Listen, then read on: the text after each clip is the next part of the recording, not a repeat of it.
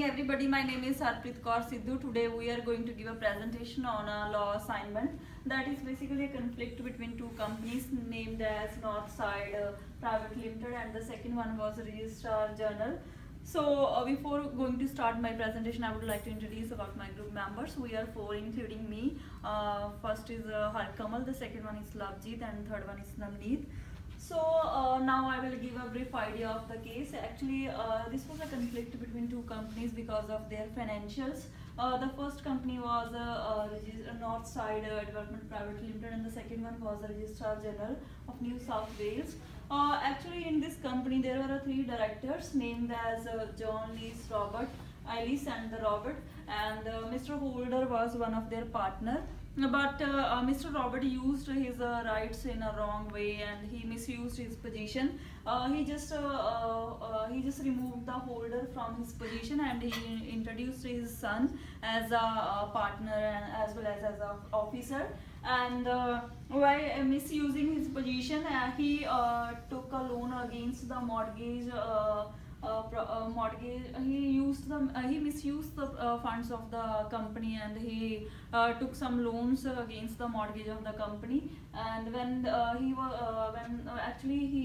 was only aware about that loan, and neither of the two directors were have any idea about that. And when he didn't pay the money, the whole liability came to on the company, and then the other directors came to know about the problem, that how he misused the funds of the company. And now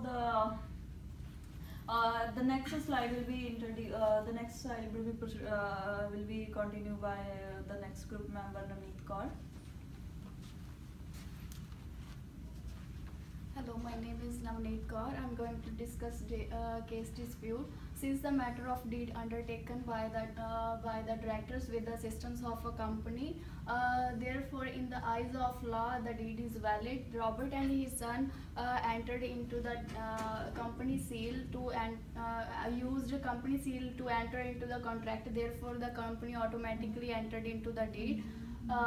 Case proceeding, at the first hearing, the fact was revealed that there was no evidence of Robert's authority to accept Mr. Hodder's resignation, nor there were any other proof that the resignation had been accepted by two other directors. Also, similarly, it was also noted that since the statutory return had been filled by the Robert to the Commission of Corporate Affairs, but still till February 1980, Mr. Hodder was represented as a company secretary.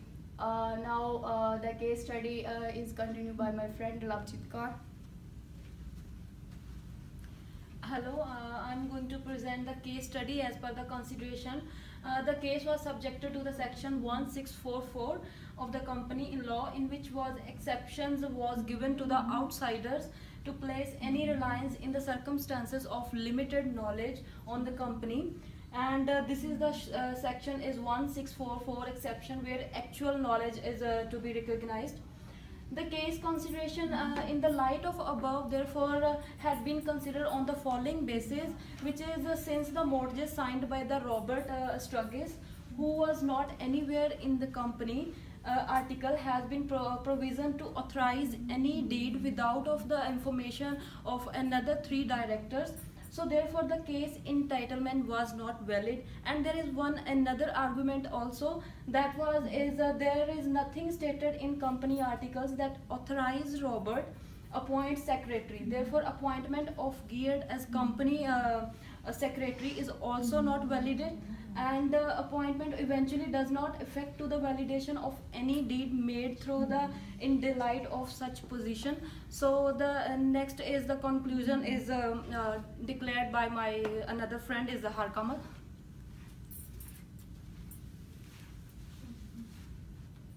Now we come to the case contaminations. In case contaminations, we discuss about the party seeking the loan against the mortgage of the land should have been cautioned, as the land was not its personal belonging. Therefore, in the eyes of the law, he was not eligible for the seeking of the loan against the offer of land. Secondly, the Brackley has come to know that the fact the person signing in the position of the company secretary was also the direct son of the director who is seeking the loan. Thirdly, it was also stated that the mortgage deed was not the normal course of the activity.